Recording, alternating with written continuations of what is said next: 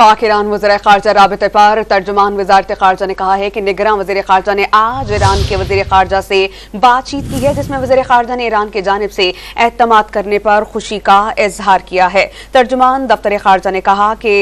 वज़ीर ख़ारजा का पाकिस्तान के ईरान के बाहमी एतमाद करने पर खुशी का इजहार सामने आया। इस पर हम बात करते हैं डॉन न्यूज़ के रिपोर्टर अब्दुल्ला मोहम्मद से। अब्दुल्ला, तो ये तय पाया कि दोनों ममालिक के ताल्लुकात की बहाली न सिर्फ दोनों ममालिक बल्कि खित्ते में पायदार अमन और इस्तेहकाम के लिए ज़रूरी है।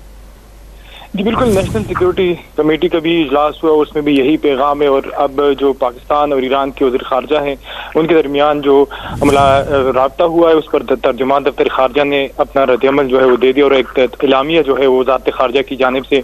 जारी किया गया है, जिसमें कहा गया है कि वज़ीर ख़ारजा ने पाकिस्तान और ईरान के दरमियान करीबी बरादराना ताल्लुकात पर जोर दिया, जबकि इसके साथ साथ वज़ीर ख़ारजा ने पाकिस्तान के ईरान के साथ बाहमी इत्तेमाद और ताउन के जज्बे की बुनियाद पर काम करने की ख्वाहिश का इजहार किया। दफ्तर ख़ारजा के मुताबिक वज़ीर ख़ारजा ने इस बात पर जोर दिया कि इलाकाई सालमियत और खुद मुख्तारी का एहतराम इस ताउन की बुनियाद पर होना चाहिए, जबकि तर्जुमान दफ्तर ख़ारजा की जानिब से ये कहा गया है कि दोनों वज़ीर ख़ारजा ने इंसदादी दहशतगर्दी और बाहमी तशवीश के दीगर पहलुओं पर काम की सतह पर ताउन और राब्ते को भी मजबूत बनाने पर इत्तेफाक किया है, जबकि उन्होंने जारी सूरत हाल को बेहतर बनाने पर भी इत्तेफाक किया है कि मज़ीद जो पाकिस्तान और ईरान के दरमियान कशीदगी है उसको वक्त के साथ कम किया जाएगा। और इसके अलावा दोनों ममालिक जो हैं वो किसी भी सूरत हाल में एक दूसरे से राब्ता करेंगे और इंटेलिजेंस बेस मालूमात जो है वो एक दूसरे के साथ इसका तबादला करेंगे, जबकि दोनों ममालिक के सफीरों की अपने अपने दारुल हुकूमतों में वापसी पर भी तबादला ख्याल किया गया है। जी